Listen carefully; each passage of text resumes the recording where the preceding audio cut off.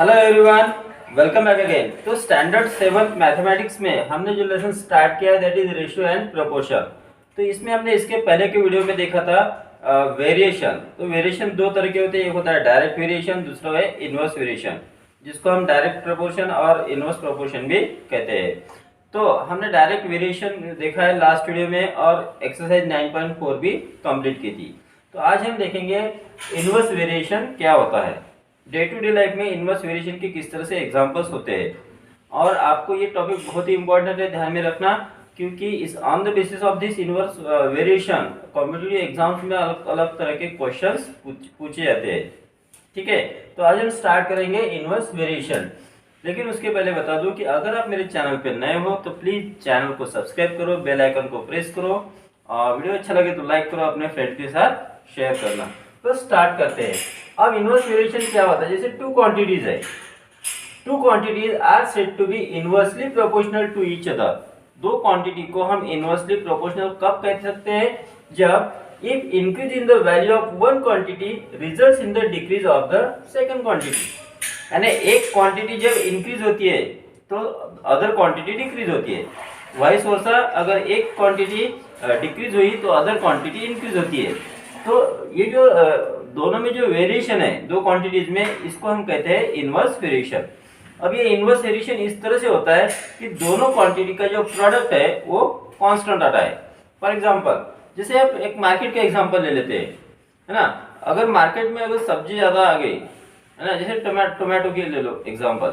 Market में अगर tomato बहुत ज़्यादा प्रमाण में आ गए तो यहाँ पे रेट कम हो जाते हैं, और मार्केट में अगर टोमेटो की कमी है तो उसके रेट बढ़ जाते हैं। ये है इनवर्स वेरिएशन। और इसके ठीक अपोजिट हमने देखा था डायरेक्ट वेरिएशन में, एक क्वांटिटी बढ़ती है तो दूसरी क्वांटिटी बढ़ती है, एक क्वांटिटी कम होती है तो दूसरी क्वांटिटी कम होती है, तो वो डायरेक्ट वेरिएशन है। ठीक है, जैसे हमने दो क्वांटिटी लिए, एक क्वांटिटी एक्स है, दूसरी क्वांटिटी वाई है। अब इन दोनों में अगर इनवर्स वेरिएशन है तो इसको कैसे लिख सकते हैं, X inversely vary with Y, इस तरह से लिखते हैं। और इसका जो कांस्टेंट होता है वो होता है K. So will write here x is equal to K into 1/y। अब y को LHS में ट्रांसपोज कर दो, therefore you will get x into Y is equal to K. तो ये हो गया इनका प्रोडक्ट कांस्टेंट, दो क्वांटिटी का प्रोडक्ट कांस्टेंट होता है। और डायरेक्ट वेरिएशन में हमने देखा था कि दो क्वांटिटी का जो रेशियो है वो कांस्टेंट होता है। तो अब on the basis of this we will see some examples. So now we will see exercise 9.5 that is taken from Kodo book. So let's start question 1. If 200 men can complete a piece of work in 44 days. अब यहाँ पे दो quantity है, एक है number of main और second quantity है days, number of days. ठीक है, तो 210 मेन को एक काम करने के लिए 44 डेज लगते हैं। Okay, how many days will 280 men take to do it. तो 280 मेन वही काम कितने दिनों में कंप्लीट कर सकते हैं, ये क्वेश्चन पूछा है। अब सबसे पहले तो हमें इस तरह के क्वेश्चन में देखना है कि ये डायरेक्ट वेरिएशन है या इनवर्स वेरिएशन है। तो चलो पहले क्वांटिटी लिख लेते हैं हम। सबसे पहले तो लिखेंगे नंबर ऑफ मेन, ठीक है, और फिर नंबर ऑफ डेज। अब कितने, सबसे पहले देख लो कि नंबर ऑफ मेन कितने हैं। यहाँ पे नंबर ऑफ मेन है हमारे पास पहले 210। अब 210 मेन को कितना टाइम लगता है, 44 डेज। अभी नंबर ऑफ मेन कितने हैं, 280, और पूछा है कि नंबर ऑफ डेज कितने लगेंगे, वो पता नहीं, मान लेते हैं कि x लगेंगे। अब इनको हम थोड़ा एनालाइज करते हैं किस तरह से, चलो देखो। ओके, अब यहाँ पे देखो नंबर ऑफ मेन कम हुए या बढ़ गए हैं, नंबर ऑफ मेन बढ़ गए हैं। तो नंबर ऑफ मेन अगर बढ़ गए तो जो दिन लगेंगे वो काम करने के लिए वो कम लगेंगे या ज्यादा लगेंगे, कम लगेंगे, है ना। वर्कर बढ़ गए तो काम जल्दी होगा। तो यहाँ पे देखो कि एक क्वांटिटी बढ़ी और दूसरी क्वांटिटी कम हो गई, तो इस तरह का जो वेरिएशन होता है दैट इज होता है इनवर्स वेरिएशन। अब ये दो क्वांटिटी में इनवर्स वेरिएशन है। जब इनवर्स वेरिएशन होता है तो दोनों क्वांटिटी का जो प्रोडक्ट है वो कांस्टेंट होता है। Therefore we will write here number of men vary inversely with number of days. Okay, यहाँ पे वेरिएशन किस तरह से वो हमें बताना है। अब इनका प्रोडक्ट लेते हैं, तो so we will get 210 into 44 करना है, 210 into 44 that will be equal to 280 multiply X. Therefore, you will get x equal to 210 into 44 upon 280. हमने 280 को ट्रांसपोज कर दिया, so you will get here 0 0 get cancel. अब देखो 21 और 28 7 से डिविजिबल है। I will write here 21 into 44 upon 28। 7 4 जा 28, 7 3 जा 21। 4 से 44 को डिवाइड होता है, 4 1 जा 4, 4 11 जा, so remain here 3 into 11 that is 33। तो 280 में इनको वही काम करने के लिए 33 डेज लगेंगे। देखो डेज कम लग रहे हैं अभी, therefore we will write last answer. So 280 men will take 33 days to do it. Okay, तो इस तरह से ये क्वेश्चन है और हमें इसी तरह से बाकी के क्वेश्चंस को सॉल्व करना है। Next we will see question number 2। 63 cows can graze a field in 12 days. एक फील्ड को ग्रेज करने के लिए 63 काउज को 12 डेज लगते हैं। How many cows will graze the same field in 9 days. अब यहाँ पे दो क्वांटिटी है हमारे पास, एक है नंबर ऑफ काउज और दूसरी है number of days. So will write here first number of cause and second is number of days। तो सबसे पहले काउ कितने हैं, 63 है। 63 काउज को कितने दिन लगते हैं, तो 12 days, so I will write here 12। अब नंबर ऑफ डेज कितने हैं, 9। नंबर ऑफ काउज हमें पता नहीं है, मान लो कि x काउज है, ठीक है। अब यहाँ पे देखो नंबर ऑफ डेज कम हो गए, नंबर ऑफ डेज अगर कम हो गए हैं तो नंबर ऑफ काउज बढ़ जाएंगे, ठीक है। तो इसलिए यहाँ पे ये इनवर्स वेरिएशन है, एक क्वांटिटी कम हुई तो दूसरी क्वांटिटी इंक्रीज होगी, एक क्वांटिटी डिक्रीज हुई तो सेकंड क्वांटिटी इंक्रीज होगी, ठीक है। तो इस तरह का जो प्रोपोर्शन होता है that is the inverse proportion और inverse variation. So we will write here number of cows vary inversely with number of days। Okay, तो इनवर्स वेरिएशन है तो यहाँ पे इनका प्रोडक्ट कांस्टेंट रहेगा। Therefore we will write 63 into 12 that is equal to x multiply 9। अब 9 को LHS में ट्रांसपोज कर देंगे, therefore we will get x equal to 63 into 12 upon 9।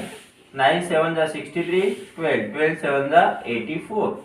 तो 9 डेज में 84 काऊ उस पूरे फील्ड को ग्रेज कर सकती है।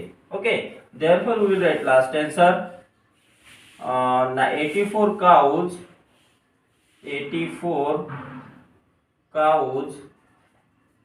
will graze the same field in 9 days। तो इस तरह से आपको लास्ट आंसर भी लिखना है। Got it. Next we will see question number 3। In a hostel of 100 boys the food provisions is for 40 days. तो 100 स्टूडेंट्स के लिए, बॉयज के लिए 40 डेज चल सके इतना फूड का प्रोविजन है। If 60 more boys join the hostel, अब 60 बॉयज और ऐड हो गए तो how long will the provision last. तो ये जो 40 डेज चलने वाला जो फूड प्रोविजन है वो कितने दिनों में खत्म हो जाएगा। अब पहले तो बॉयज 100 थे, अब 60 और बढ़ गए, मतलब अब बॉयज कितने हो जाएंगे 160, ठीक है।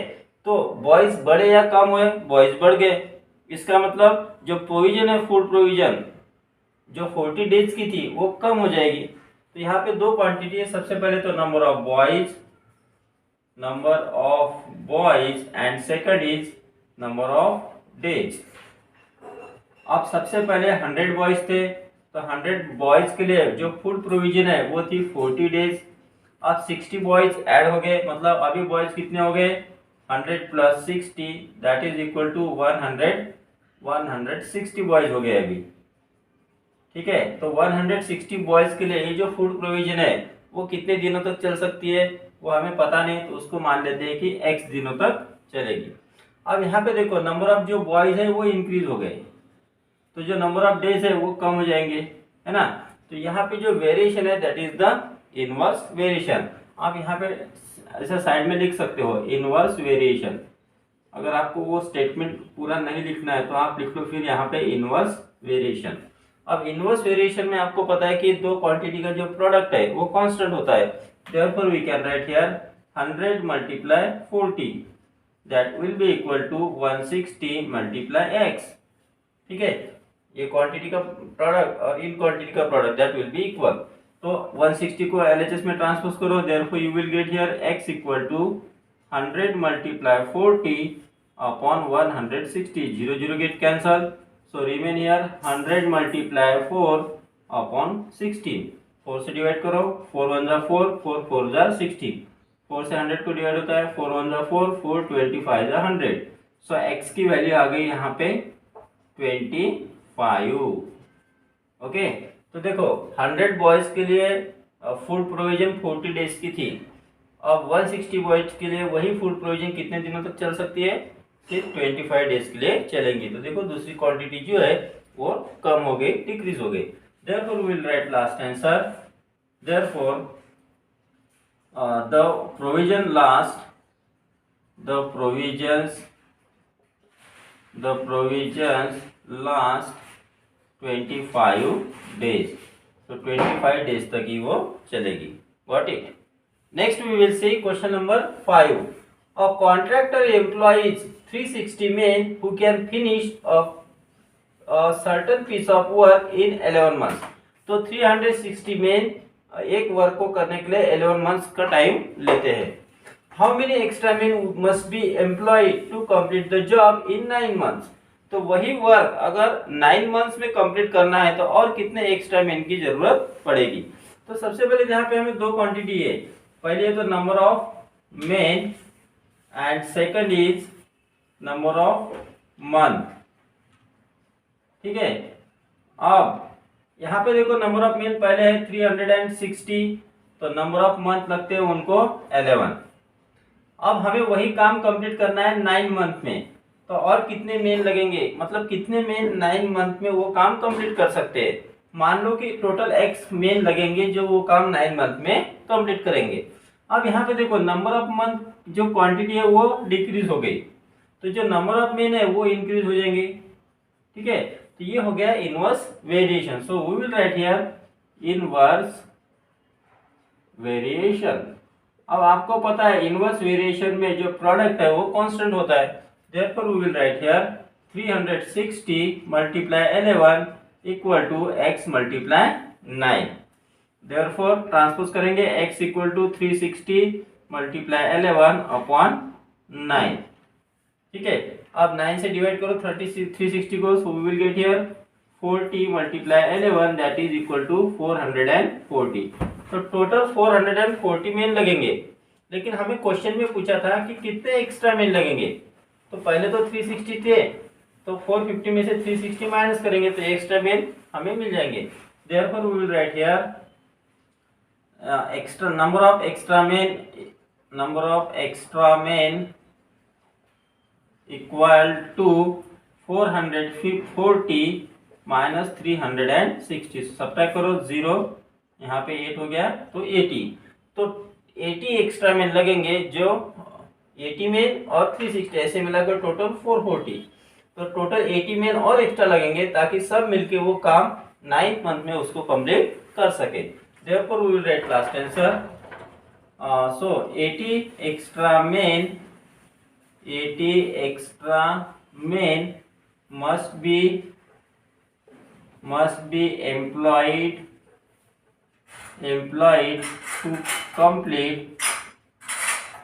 to complete the job in 9 months। तो इस तरह से हमें ये क्वेश्चन को सॉल्व करना है। Got it. Next we will see question number 8। इनमें मैं कुछ क्वेश्चन को स्किप कर रहा हूँ, वो एक जैसे क्वेश्चन है, सिर्फ नंबर चेंज हुए हैं, तो आप वो सॉल्व कर सकते हैं। An NCC camp has food for 400 cadets for 25 days. तो एक एनसीसी कैंप में 400 कैडेट्स के लिए 25 डेज का फूड प्रोविजन है। If 150 cadets are shifted to some other camp, अब जो 400 कैडेट है उनमें से 150 कैडेट को शिफ्ट किया, मतलब जो कैडेट्स है वो कम हुए या डिक्रीज हुए या इंक्रीज हुए, तो वो डिक्रीज हो गए। Then for how many days will the food last? तो 400 कैडेट्स के लिए 25 डेज का फूड है, तो उसमें से 150 कैडेट्स कम हो जाएंगे, तो जो फूड है वो 25 डेज की जगह अब ज्यादा दिन चलेगा, है ना। तो यहाँ पे हमें दोनों क्वांटिटी दी है। First is number of cadets, number of cadets, और सेकंड क्वांटिटी है नंबर ऑफ डेज। अब यहाँ पे आपको ध्यान देना है, ठीक है। तो पहले तो 400 कैडेट्स थे, तो 400 कैडेट्स के लिए जो फूड था वो 25 डेज का था। अब 150 कैडेट्स कम हो गए, तो हम 400 माइनस 150 करेंगे, सो यू विल गेट 250। अब 250 कैडेट्स है, तो 250 कैडेट्स के लिए जो फूड है वो कितने दिन चलेगा? तो मान लो वो x दिन चलेगा। अब पहले 400 डेज थे, अब 250 डेज है, मतलब जो एक क्वांटिटी है वो कम हो गई, डिक्रीज हो गई। एक क्वांटिटी अगर डिक्रीज होगी तो जो अदर क्वांटिटी है वो इंक्रीज हो जाएगी। तो यहाँ पे जो वेरिएशन है वो हो जाएगा फिर इनवर्स वेरिएशन। इनवर्स वेरिएशन में आपको पता है कि दो क्वांटिटी का प्रोडक्ट सेम होता है, therefore we will get here 400 multiply 25 equal to 250 multiply x। तो x की वैल्यू फाइंड करेंगे, therefore x equal to 400 multiply 25 upon 250। 0 0 get cancel, 25 get cancel, so remain here 40। तो 250 जो कैरेट्स बचे हुए हैं उनको जो वो फूड है वो 40 दिनों तक चलेगा। Therefore we will write last answer, therefore 40 days will the food last। तो इस तरह से हमें ये क्वेश्चंस को सॉल्व करना है। या लास्ट आंसर आप ऐसे भी लिख सकते हो, the food last 40 days। Got it? And now we will see last question of this exercise, that is question 11। A bus covers a certain distance in 4 hours 20 minutes at an average speed of 60 km per hour। तो एक बस 60 kilometre per hour की speed से एक certain distance, पता नहीं कितना distance, वो डिस्टेंस 4 आवर 20 मिनट्स में कवर करती है। तो वही बस अगर 40 किलोमीटर पर आवर की स्पीड से अगर दौड़ेगी, भागेगी, तो उतना ही डिस्टेंस कवर करने के लिए उसको कितना टाइम लगेगा। तो यहाँ पे जो टाइम दिया है वो आवर और मिनट में दिया है, तो उनकी क्वांटिटी हमें सेम करनी पड़ेगी पहले, ठीक है, यूनिट सेम करने पड़ेंगे। तो उसको हम कन्वर्ट करेंगे आवर्स में, ठीक है। सो जो टाइम दिया है उसको पहले हम लिख लेते हैं। Time is given 4 hours 20 minutes is equal to, that is equal to 4 hours plus 20 minute यानी 20 अपॉन 60 आवर्स। तो 20 होता है 23 जा, so will get here 4 plus 1 upon 3 hours, that is equal to 13 upon 3 hours, ठीक है। अब ये समझ में आया आपको? 3 4 12 प्लस 1 30, दोनों का डिनोमिनेटर सेम करके। अब यहाँ पे हमें दो क्वांटिटी दी है, first is time and second is speed. तो स्पीड और टाइम हम लिख लेते हैं यहाँ पे। तो स्पीड एक होगी क्वांटिटी और टाइम होगी सेकंड क्वांटिटी। सो पहले देखो कि स्पीड कितनी है, यहाँ पे देख लो, आपको लिखना है स्पीड कौन सी यूनिट में दिया है, किलोमीटर पर आवर में, और जो टाइम दिया है वो टाइम का यूनिट क्या है, वो है आवर्स, ठीक है। तो स्पीड है सबसे पहले 60 किलोमीटर पर आवर, तो इस स्पीड से टाइम कितना लगता है, 13/3 आवर्स टाइम लगता है। अब हमें फाइंड करना है कि 40 किलोमीटर पर स्पीड से कितना टाइम लगेगा, तो मान लो कि x आवर्स टाइम लगेगा। अब यहाँ पे देखो कि स्पीड कम हो गई है तो इसका टाइम बढ़ जाएगा, है ना। तो ये हो जाएगा फिर inverse variation. So I will write here inverse variation. अब इनवर्स वेरिएशन में दो क्वांटिटी का जो प्रोडक्ट है वो कांस्टेंट होता है, therefore we will get here 60 multiply 13 upon 3 is equal to 40 multiply x। 3 1 जा 3, 3 20 जा 60, so we will get here x equal to 20 multiply 13 upon ये हो गया 40। 21 जा 20, 22 जा 40, so remain here 13 upon 2 that is equal to 6 and half, मतलब 6 hours and half hours and 30 minutes, so we will get here that is equal to, we can write here 6 hours 30 minutes। तो अब जो question पूछा है उसका हम last answer लिखेंगे, therefore it will take